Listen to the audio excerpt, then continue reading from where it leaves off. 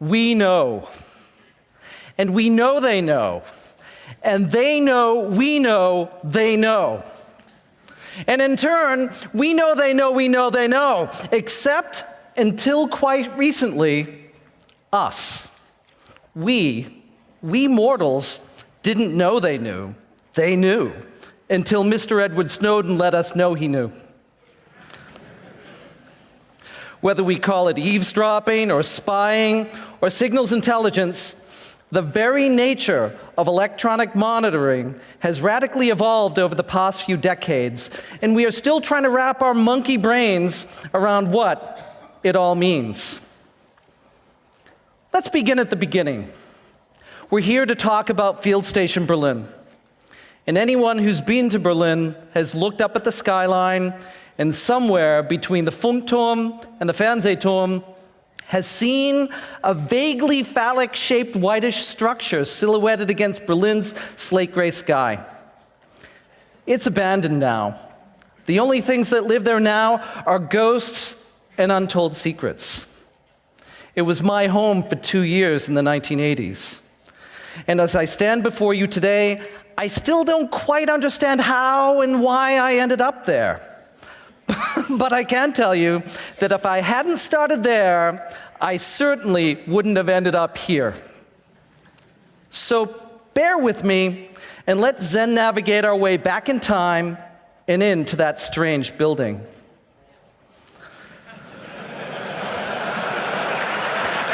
All right.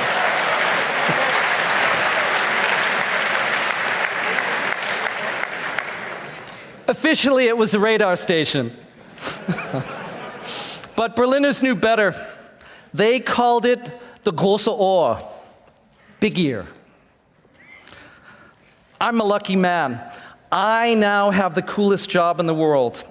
I get to travel around the planet as one of the few security experts in public relations, putting out fires, fixing people's problems, and launching and developing their companies. I'm a PR cypherpunk. There's really no career path for what I do, but if I had to start somewhere, it had to be my completely accidental, unplanned career as an intelligence officer working for the National Security Agency. And not just as any random analyst, but as the US Army Signals Intelligence Analyst at Field Station Berlin at the height of the Cold War. I had never even planned on joining the Army. But Ronald Reagan had done an excellent job in destroying economic opportunity for all but the very rich. And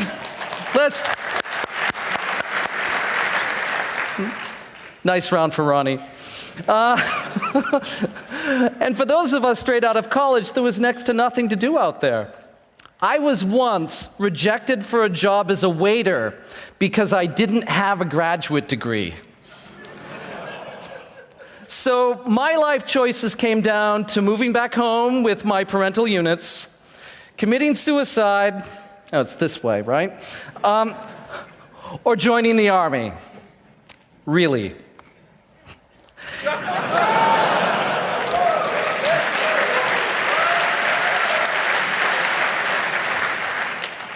And so that's how I found myself in a US Army uniform, studying Russian at the Defense Language Institute in Monterey, California. It's important to remember that the National Security Agency was and is primarily a military agency. You should look at it as a fifth branch of the US military. Its head has always been a 2- or 3-star general. And while its budget has always been several orders of magnitude greater than that of the CIA, it's always spent its money on equipment rather than people. Running a global intelligence network required a lot of cheap labor, and we soldiers, airmen and seamen, were the worker bees that collected and processed the pollen before sending it back to the mother hive at Fort Meade, Maryland. Thank God I don't have to look at that picture. So after learning the language du jour, would be shipped off to Goodfellow Air Force Base in San Angelo, Texas, where the only things to do besides learning the dark arts of cryptanalysis was the occasional armadillo race and the regular consumption of margaritas and nachos. Lots of tequila. So enough about me. Let me tell you a little bit more about me, because I found myself, after all of this, landing at Tegel Airport on a Pan Am jet in what was then West Berlin. You could tell from the flight in from Frankfurt that this was no ordinary place to be living. For once you hit the intra-German border, the plane dropped drastically to about 3,000 feet. And the flight attendants knew exactly when to scoop up the glassware, which was almost to the minute of when your ears exploded from the rapid drop in air pressure. The air transit agreements with the Soviets dated from the late 40s, so that's how they flew. Now, without exhuming all the white and bones of the Cold War, but just so we know what we're talking about, I was working on the second floor of that phallic-shaped top-secret intelligence facility located on a mountain of World War II rubble, which was the highest point in Berlin, which was in the middle of a forest in a city of 2 million people, surrounded by a concrete wall with guard towers and machine gun nests at regular intervals, which was in turn surrounded by 23 Soviet motorized rifle brigades and tank regiments, and not to mention a very large, very well-armed East German military, the NVA. There were 3 roads in, 3 air corridors out, and the duty train ran once a day. I was fresh out of college, had just graduated from an intelligence school of an army I never wanted to join, and I knew how to say, "Don't shoot, I know secrets," in several languages. So, welcome to Field Station Berlin. It's difficult to explain just how hard it is to even talk about working at such a place. In its day, Teufelsberg, the Devil's Hill, was one of the most secretive intelligence facilities in the entire world. The feds really put the fear of God into you about the penalties, the severe penalties that would result if you ever told stories out of school. This makes it difficult for me, even now, a quarter of a century later, to talk about my experiences. But you know what? The Cold War is long over, and I know a lot of you were born after the Soviet Union collapsed. But I feel on pretty safe ground talking about this for one good reason, and his name is Jim Hall. Meet Jim. Jim got to Field Station Berlin just a few months before I did. He too was an analyst. Now, Jim was a pretty friendly guy. He used to come up and pay me a visit and talk to the other analysts about what we were up to. And we'd go down and hang out with him in his section of Field Station Berlin, where he was busy tracking Soviet Spetsnaz units, you know, the special forces. And Jim was always good for a drink and a laugh. And a couple of years after I left, he was busted for espionage and treason. It turns out that Jim was found with a duffel bag full of cash in the trunk of a very nice Mercedes because Jim had been selling secrets to the Russians for a very long time. He went to jail for 30 years or so, and anything I could possibly tell you, he sold to the Soviets a long time ago. Because we knew, they knew that we knew, they know we knew. And if you're wondering why this is the first time anyone has ever given a serious talk about the inner workings of Teufelsberg, this talk should give you a pretty good idea why. Let me take you into the compound. We called it the Hill, and I worked on the Hill for a little over 2 years. At any one time, there'd be about 200 people working up there, 24 hours a day, 365 days a year. I celebrated New Year's there in 1984. A bunch of us went up to the 5th floor and looked out on the city awash in fireworks at midnight. You could even see the borders between East and West Berlin, and not just because of the wall and the illuminated death strip, but because the fireworks celebration stopped where the wall began. In the beginning, as I understand it, Field Station Berlin was just a collections point where signals were intercepted and recorded, and then the tapes would be sent back to Fort Meade for processing. Now, sometimes the backlog would get severe, and it would take months before the tapes would be listened to. An old story on the Hill says that what brought about real change to Field Station Berlin was the fact that we had advance warning about the building of the Berlin Wall. But because the tape containing this intelligence was listened to almost 6 months later, It was ultimately too late. Construction had already begun. So from the 60s onward, there was an early warning element to our operations. By the time I got there, we not only had operators rolling up on frequencies to record them, but actively listening in and making notations. These recordings were then sent off to the processing shop, where the scanners would transcribe their contents. The transcripts would then be sent over to the analysts, who would then write up a report and send it off to Fort Meade. And I was one of those analysts. The Hill was a joint forces base. There were elements from the US Army, the American Air Force, the British Army, and the RAF. There was only one way to get onto the Hill. The gate was guarded by German local nationals, we called them LN Guards, and backing them up was a company of military policemen. You typically came to work on the duty shuttle, which was a bus that ran from the field station barracks in Lichterfelde, and if you lived off base or you missed the shuttle, you could just take the U-Bahn to Theodor-Heuss-Platz and then walk. If you timed it just right, the duty shuttle would stop for you, or someone with a car would pick you up. The bus would drive you through the gate and stop right at the front steps, and you'd walk up, show your electronic blue badge to the MP, and then pass it over the electronic reader and proceed down the main corridor. To the immediate right, you would see a metal door that led to the area that the Brits used. Now, the English were our poor cousins. When we disposed of our old equipment, they'd go outside and scavenge our thrown-away racks. Their intercept gear was almost all off the rack, whereas ours was almost all bespoke. And I don't want to go into too deep a dive into the technology we had. If you have any questions, you'll find me at the bar afterwards. But suffice to say that Teufelsberg was beyond state-of-the-art. And I know there's some old guy out there in the audience who worked for IBM in the 50s that remembers using Skype when Adenauer was Bundeskanzler. But up on Teufelsberg, back in the 80s, we were using instant messaging, and we'd already started transitioning in the early 80s from magtape to hard drives. So enough now about toys. Continuing our journey through the inside of Field Station Berlin, past the Brits area, going down the corridor on the left, was the paper shredding and pulping area known as JAWS. If you annoyed the wrong people, you would find yourself working at JAWS for a shift. It was a loud, wet, and disgusting job that involved pulping and baling the many untold reams of paper generated by Field Station Berlin. Weirdly, the pulping paper bales were supposedly sent to a disposal site in East Germany. So the security guys were regularly unbaling and rebaling just to make sure everything was properly destroyed.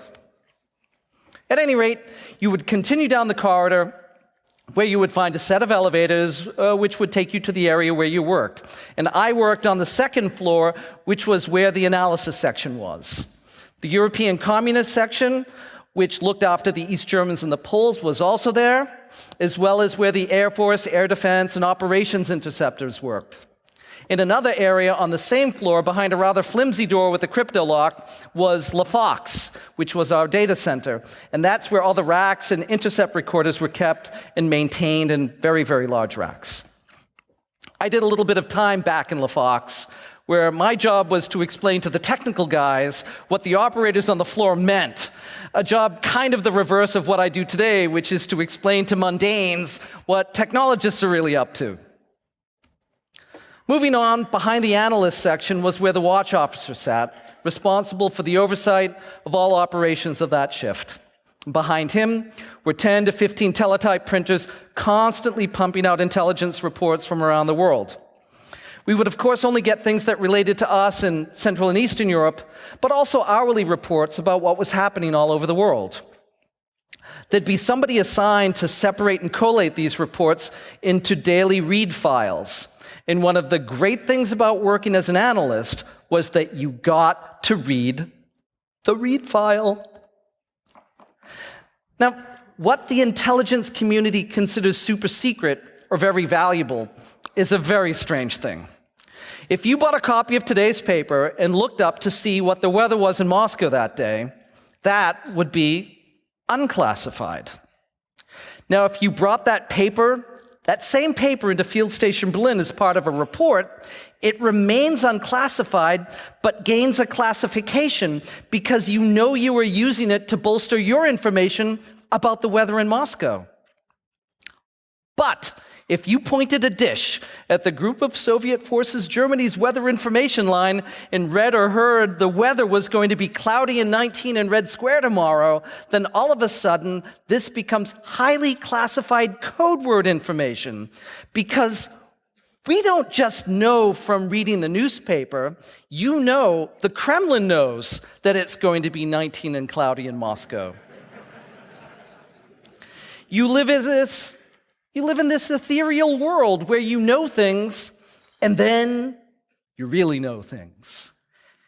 And you feel like you have an insight. And I believe one does have a true insight into what's going on in the world, or more importantly, what the most important people on earth are basing their decisions on.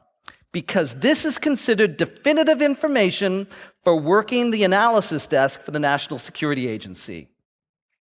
I knew what they knew, that I knew that they knew. My favorite section of all was located diagonally across from the analyst section, just over from Treadmill, which was the Russian processing area. It was an unassuming area full of shelves and cabinets filled with books and binders and videotapes. It was the library. Now, I've never been able to walk past a bookstore or library without exploring, and a library in an NSA field station, well, that's just too good to pass up. When things were quiet, I'd bury my head in the library and read the real history of historical events. Yes, because there really are classified accounts of historical events. Two things I remember well were watching a talk by the man who was then CIA station chief in Tehran when the embassy was taken over in 1979.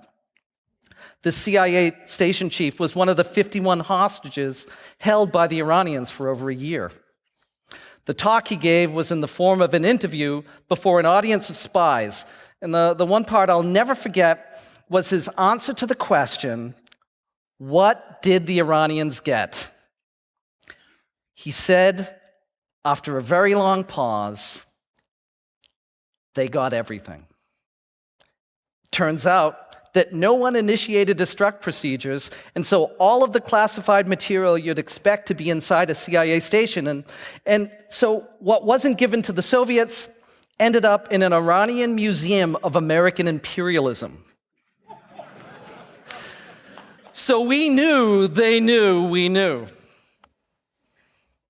Another historical event I learned about was the incident of the USS Liberty, which was an NSA ship in the Mediterranean staffed by US Navy sailors that was repeatedly bombed and strafed by the Israelis in 1973. Scores of Americans were killed. The Israelis claimed that it was a case of mistaken identity, but the real history was clear in its verdict. The Israelis knew exactly whom they were killing. They just didn't want the Americans to know what they were up to in the Sinai before they invaded Egypt. We field station analysts, when we weren't busy reading the read file, browsing through the intelligence library, playing pranks on people, or taking in the air up on the 5th floor, spent our time writing reports. And every report was addressed to one man and one man only, Dernza, Director, NSA. Everything was to Dernza. We called him Big Daddy. As in, hey, Scannell, did you get that third shock thing QC'd and off to Big Daddy? Or, yeah, it's important, but it's not worth waking up Big Daddy. Big Daddy knew everything. He was the hive queen to whom we brought the intel nectar. Now, NSA listening posts are neither pretty nor comfortable inside. Everything is pretty much gray or white. Field Station Berlin's interior looked a lot like Mission Control at Cape Canaveral, real glamorous, right?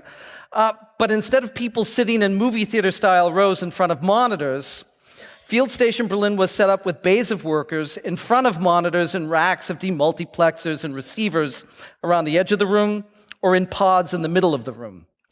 Think harshly lit arcades like from the movie War Games, but with all the screens in black and white. All the metal was battleship gray, from the racks to the covers of the receivers to our main computer LaFox screen, which was originally built as a fire direction control system for recommissioned battleships.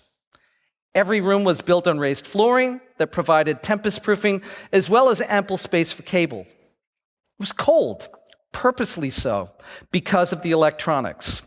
We'd cut the fingers off of our wool gloves so we could keep typing while at the same time keeping our hands warm. Within the context of the Cold War, working in a building full of spies on top of the highest point in an island city surrounded by 250,000 troops of your adversaries does not make you feel terribly safe. In fact, a gallows humor sets in, sort of a distilled version of the kind of humor everybody else and then West Berlin developed in response to wall fever. But while the working environment could occasionally be harsh and stressful, it didn't mean it was all work and no play. I mean, what happens in a tightly contained environment full of smart 20-somethings is the same that happens everywhere else. People play jokes. One of the things that would be done would be carbon papering somebody's headphones. Now, when typewriters were still common, you'd make a copy by taking a piece of carbon paper and sticking it between two sheets of paper. What we'd do is we'd take a piece of carbon paper and rub it on the inside of somebody's headphones, and this would leave an extremely large, very big black mark around each of their ears that would be very difficult to remove. Because that's what you get when you take your headphones off. If you're foolish enough to take off your tunic and work in your t-shirt, it was not unknown for someone to soak their shirt in water and fold it perfectly and put it in the freezer. And by the end of shift, it'd be a perfectly frozen rectangle. Never happened to me. Some of the jokes were job-specific. For example, in signals direction finding, each line of direction is called a lop. So you take 3 bearings from 3 different positions, and where the 3 lops intersect is the location of your target. Lops. New people would be sent back to engineering for a box of them. They'd be directed to pick up a scary, badly weighted box full of broken glass and nuts and bolts, so even the slightest movement would make them think that they broke something. You broke the locks. And every new intercept operator eventually found themselves unintentionally taking copy from West Berlin taxi drivers. 21, 34, Empfang gekommen. 78 bestätigt. They'd eventually get overwhelmed with all the traffic, and more than one would eventually come to believe that we were under attack once they realized the signals were coming from inside West Berlin. There was also a very heavy element of fetishizing our enemy, our targets. To brighten up the otherwise white and gray surroundings, the walls of workspaces would be typically decorated with Soviet flags, East German propaganda posters, and other bits of communist regalia. We'd intentionally speak like communist politicians, über den Frieden, Liebe der Bevölkerung der Deutschen Demokratischen Republik. We'd watch DDR Fernsehen. And I knew a couple of people who even dressed in their private lives in clothes they bought in stores in East Berlin. They get inside your head. There was an unofficial rule that if the German scanners, the people who wrote up the tape transcripts for the German section, when they were called into work an extra shift because of heightened activity, they would show up wearing Free German Youth uniform shirts. The local German guards at Field Station Berlin loved posting the new guys at the front gate when a dozen or so FDJlers would successfully enter the facility. True.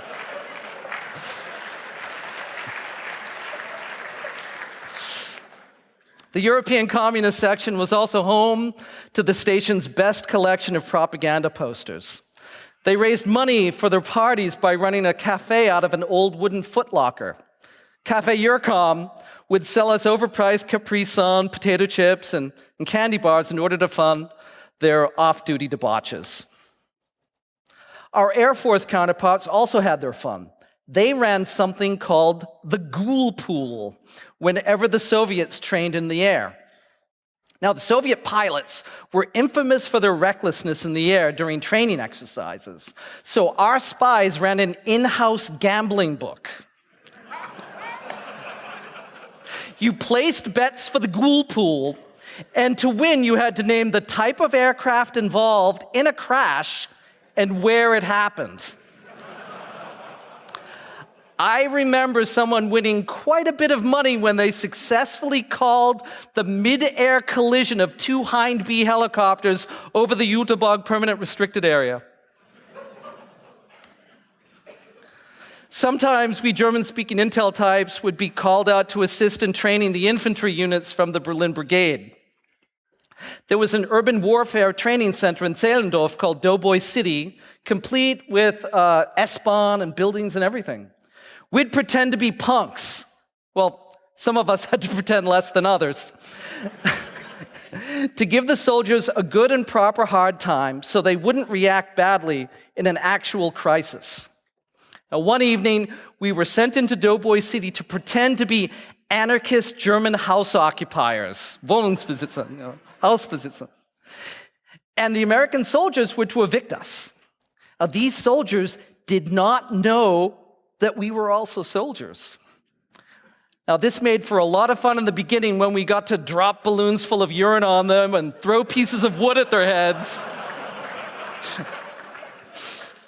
But it became a lot less fun when the German riot police showed up. They were a secondary force called in because the American soldiers failed to evict us. I'm still not sure if the German cops didn't know it was an exercise, but they came in and beat the crap out of us. I personally received 3 stitches over my eyebrow from that. Let me tell you a little bit about the people I worked with.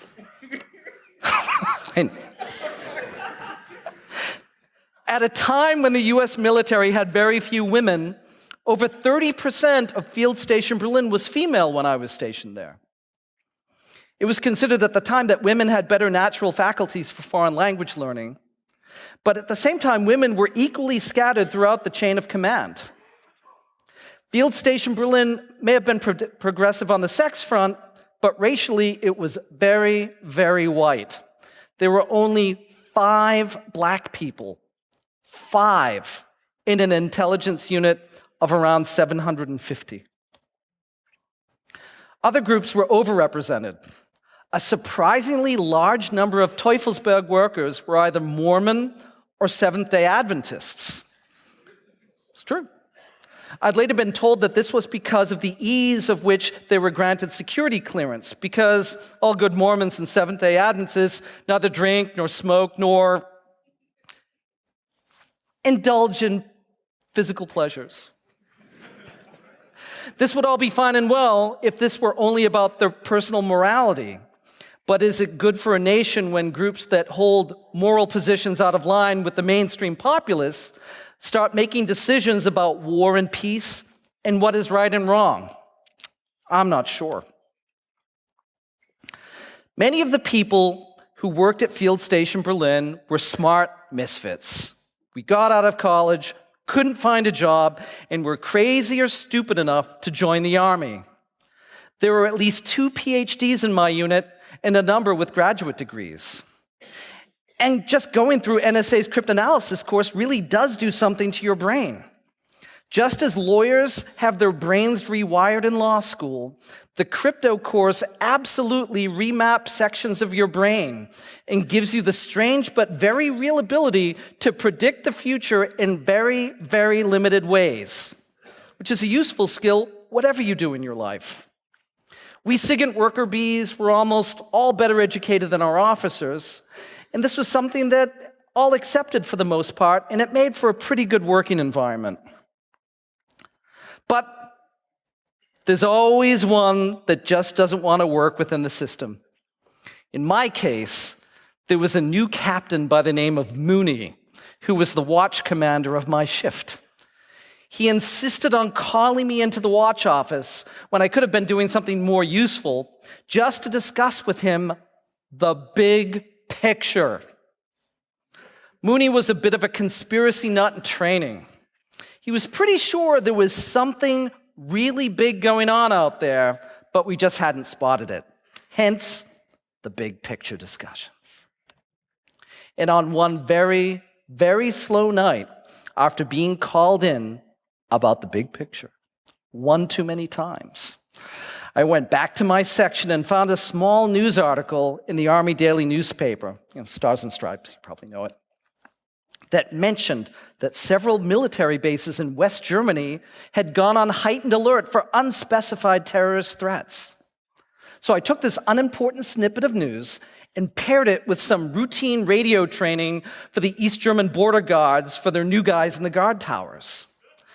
And so I wrote this up as a very short report, merely reporting the facts and giving it the appropriate levels of very high classification, and turned it over to Captain Mooney. He was ecstatic. This is clearly the big picture he was looking for. So right at shift change, just as I was leaving, on a Sunday, Captain Mooney put Field Station Berlin on red alert. Battle stations! This meant that everyone that came on duty could neither leave nor be relieved. Soldiers coming to work wearing clothes for a normal shift found themselves in the middle of winter stationed in the cold with M16s they didn't know how to shoot on the roof with the building on lockdown. No food or drink. All the auto-destruct gear was put in a hair trigger. It was mayhem. And the last words that man ever said to me were, "Scannell, you're going to get a medal for this."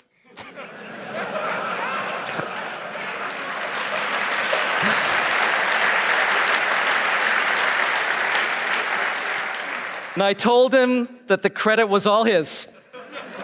And I'd prefer to just have my name left off the report. He told me he'd never forget this day. And unfortunately, a lot of people never quite forgave me for that one, including all my commanding officers. We humans have the useful ability to look back in times of trouble and remember the funny, the amusing, the good times, but the world of Field Station Berlin could quickly turn deadly serious. One Sunday, I came on watch and total chaos was going on in the analyst shop.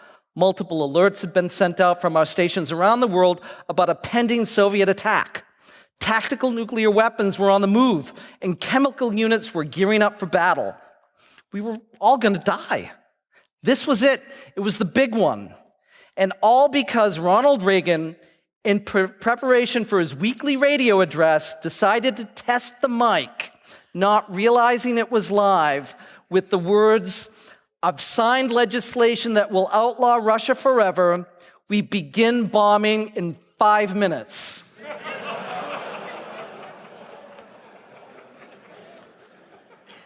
I don't think to this day anyone realizes how close we came to total nuclear destruction because of that ignorant man's actions. Fortunately, we knew they knew, and so we let them know so they knew. And so in the course of the 8-hour shift, Soviet military activity gradually returned to normal, and we all lived to spy another day. Looking back, I think I may very well have been working during the golden age of SIGINT, a relatively short period in history when there were hard and fast rules over what was legitimately a target and what was none of our business. Collection was highly targeted. There was no wholesale vacuuming of data, not only because the world was still very much analog, but because it was illegal under US law. In the 1970s, the NSA committed a number of crimes against the state that were exposed by a US Senate Intelligence Committee led by Frank Church. The Church Committee set down hard and fast rules about what the NSA could and could not do, the most important of which being they absolutely, positively could not spy on Americans. This was codified in an intelligence directive known as UCID 18.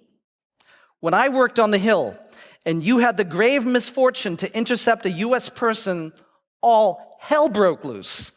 Tapes were wiped, brains were degoused, papers were shredded. You were expected, and you did, to delete whatever it was that you don't remember that you just deleted. You no longer knew you knew. I realize that NSA not spying on Americans gives little comfort to her friends and allies, but it's an important thing because it demonstrates that there was, once upon a time, a culture of rules and behavior that codified an almost fundamentalist level of privacy and respect for the people that you were sworn to defend. You did not spy on your own. The power and might of the SIGINT community was so great and so powerful that even in the 1980s, it was self-evident that these powerful weapons should never, ever be pointed at one's own people. That's not to say that some spying isn't good. Knowing what your adversary is up to and how your adversary is thinking prevents war and minimizes poor judgment. Field Station Berlin's ability to intercept and analyze information quickly meant that the West could be more deliberate in their foreign policy. One such example was the day a high-level East German functionary based in Moscow called his mistress in East Berlin, telling her that he was so sorry, Schatzi, but he wouldn't be coming home this weekend because Konstantin Chernenko died, and he'd need to stick around in Moscow into the funeral, whenever that would be. Now, if there's ever been an example of loose lips sinking ships, the Soviets did not announce the death of their general secretary of the Communist Party for several weeks. Chernenko's death set off a massive power struggle inside the Soviet Central Committee, a fight that eventually resulted in the appointment of Mikhail Gorbachev as general secretary. But for 3 weeks, we knew, they knew, and they didn't know that. We were then able to keep calm and not overreact while the Soviets solved their own internal squabbles. Now that's targeting, being selective, smart spying. Yet the wholesale vacuuming up of everything, that serves only to confuse. We used to joke that if we wanted to destroy the KGB, all we had to do was empty all the contents of all of our intelligence facilities onto the front steps of their headquarters on Dzerzhinsky Square. They'd choke on the information. They'd then know everything, which would mean they'd know nothing. And we'd know that.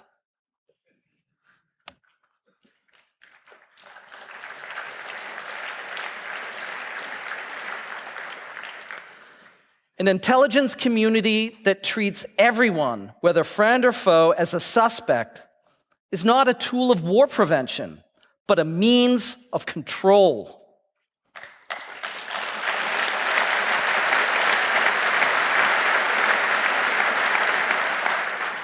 To collect everything on everyone is a totalitarian act.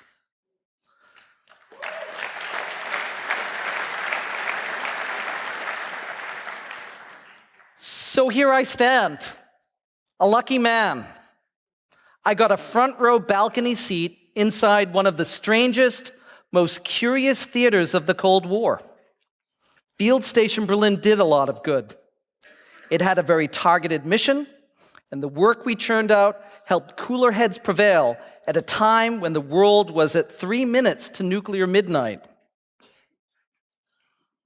And today, Field Station Berlin stands empty, a derelict. The big ear hears nothing but the wind.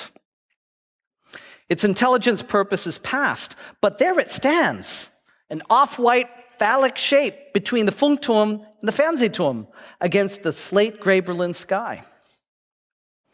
It may now be a derelict, but isn't it also a monument? A monument to the good things that knowledge can provide? Hey, we didn't blow ourselves up. the Cold War never turned hot. And if we didn't know what we knew because of signals intelligence, it could have heated up pretty fast. Field Station Berlin stands as a monument and a memorial to the power of knowledge and learning over brute strength. But it's also a warning, a big white phallic symbol reminding us that if we use these intelligence weapons on our own people, we're all literally screwed.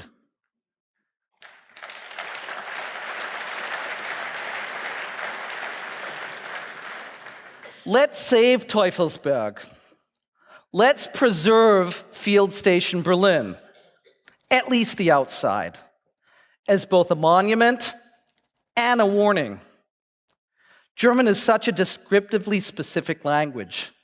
The word is Mahnmal, a warning monument. Teufelsberg steht als Symbol für die Macht des Wissens und einen Krieg zu verhindern. Aber in einem modernen Kontext kann es eine andere Bedeutung haben. Heute gibt es keine große Radarschüssel, die sie ins Visier hat, keinen Klick oder Radarziel. Es passiert nicht mehr von der Spitze eines Hügels. Es ist in einem Rechenzentrum Ihrer Telefongesellschaft begraben versteckt oder in einer Netzwerkcloud oder Malware auf Ihrem Computer. Oder da. But we're still humans. We still are trying to wrap our monkey brains around what it all means. We still need the pictograph. So I ask you to preserve Field Station Berlin. We need to know that they know we know. Thank you.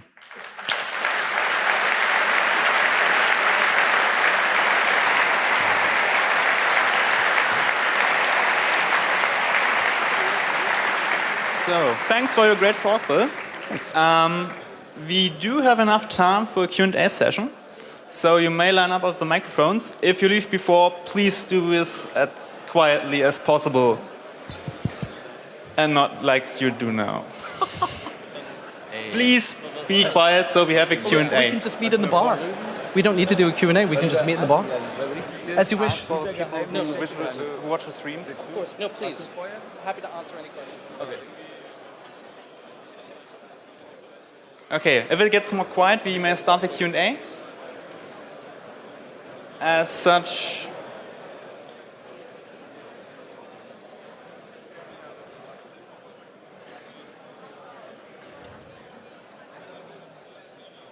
Kann ich das? Yeah. I have a question. No, not a question, a statement. I don't really trust you.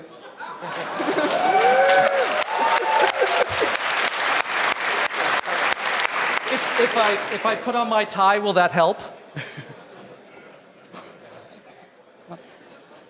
okay. Microphone 2, please. Yeah, hello.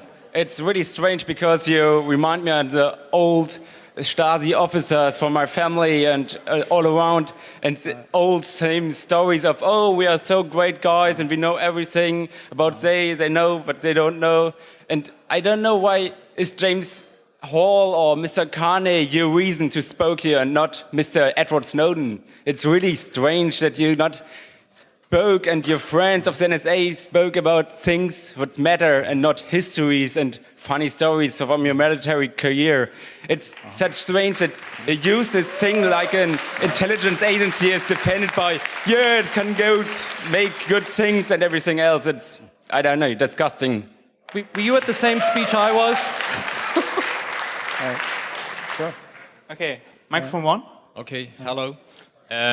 First I wondered whether it might be the wrong place for this talk, but later I realized that this talk really gave me an insight into how things work out within signal intelligence and how people think and how they reflect on their work. And the problem was I didn't got the impression that you reflected much about what you've done, because you told us in the last part of this talk that the world has been nearly into the hot moment of the Cold War, and before you told us that you faked some kind of document for have some kind of impact to your paranoid officer, or I don't know. So, have you an idea what responsibility was within your job when you're telling us all these jokes? You know what I mean? This responsibility in faking a document when you know that there's a Cold War going on and there's a chain of commands taking action maybe you can't control later? Well, certainly, 30 years on, you can think about that, sure. I think that you bring up an interesting point, which is that you have a group of people that can select documents and create pretty much whatever they want. I mean, we saw that with the build-up to the Iraq War, that it didn't matter what the intelligence showed because the then American vice president went and sent some of his cronies over to cherry-pick documents and create a series of facts that weren't facts at all. Sure. Microphone free. Yes, hi. Even before Snowden, the NSA was already spying on friendly governments. Have you guys ever discussed amongst your group what this actually means for democracy, or was this just daily business? I mean, first of all, it was 30 years ago. I don't think, well, I know that we weren't at all interested in spying on our friends because that's a waste of time. I think one of the great problems right now is that if you take in everything, you know nothing. So it's a colossal waste of time to be listening to, Chancellor Merkel's telephone, or yours, or mine. My point is maybe more specific.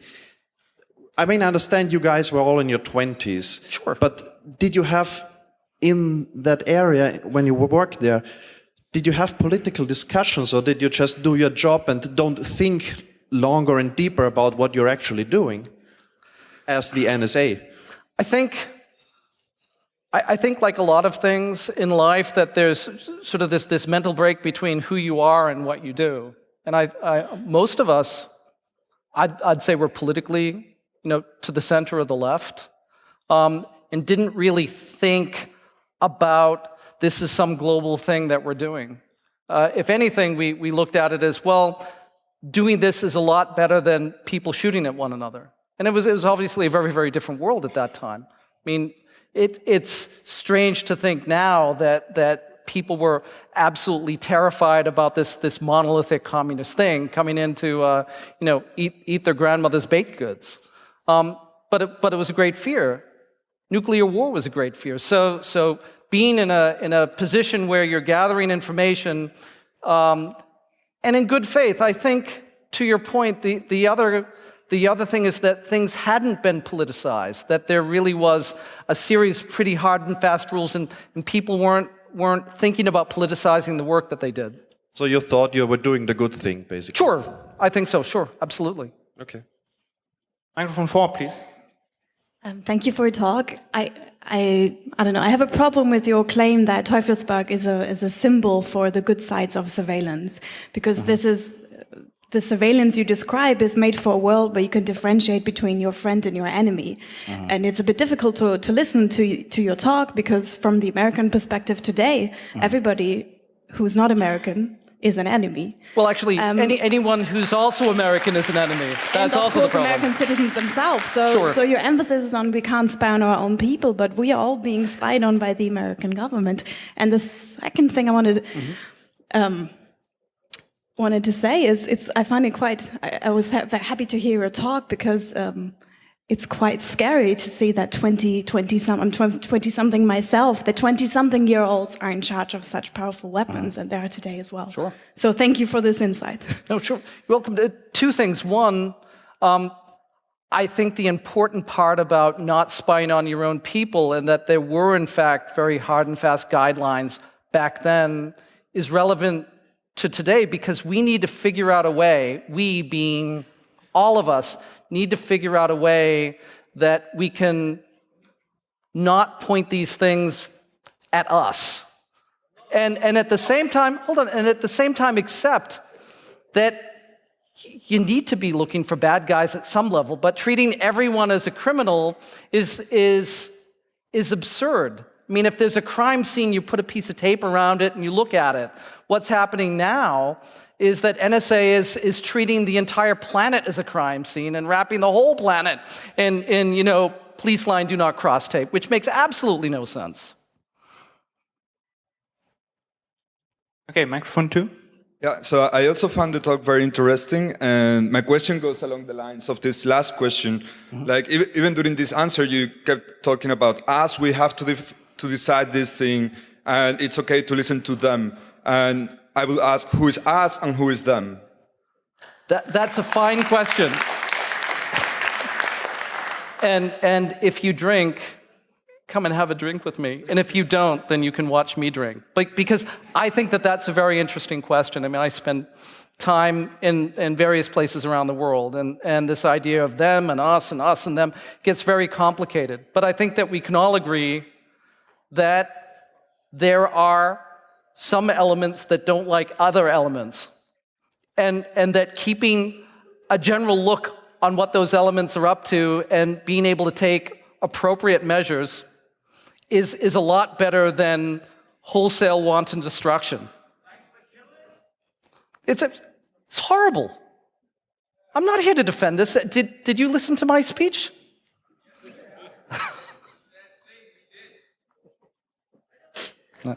Okay, we have only 3 minutes left for more questions, so we continue with microphone 5. I have a question about your security clearance. You told us that you didn't tell everything because you're not supposed to. What would happen if you tell us all?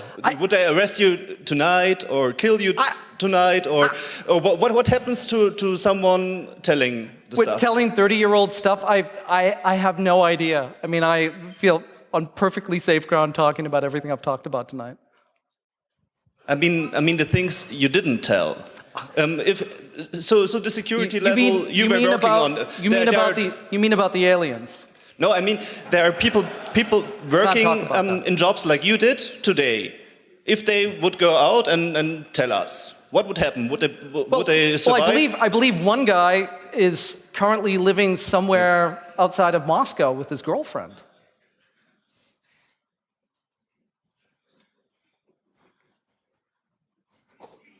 Okay, when we've got a question from the internet. Do you really believe that you ever prevented anything? What justifications do you have for that, or can you give any examples? Well, I think that the example of finding out that the leader of our adversary had died and there was an internal power struggle going on that they didn't want us to know certainly helped all of the Western countries keep a cool head, because at the time, people, when a politician said something, then the other side reacted to it. I mean, you saw with Reagan saying something completely evil into a microphone he didn't realize was live, caused a massive overreaction. But because we saw the massive overreaction, we were able to at least engage in discussions. If we didn't know that they knew that we knew, then we wouldn't be able to have that kind of a conversation. If you don't know what's going on behind the scenes, it's difficult to take a measured response or to remain cool-headed when things get heated up. So I think that intelligence in general does a lot of good in keeping the peace. Sure. Okay, we've got only time for one more question, so if you don't get your question asked, meet Bill later at the bar. Microphone 6, please. Hi, I think no single individual in the room and the hall is a bit confusing, but I'm trying to compensate. About the toys, did you use VAX systems from digital... Oh, God, the audio is confusing. Yeah. I was an analyst. I wasn't involved in running the technology. I mean, I couldn't tell you what flavor of a lot of things were. Okay. I mean, it's true answer. Okay, thank you, Bill. Thank you. Please give him another warm round of applause. Thank you. Thank you.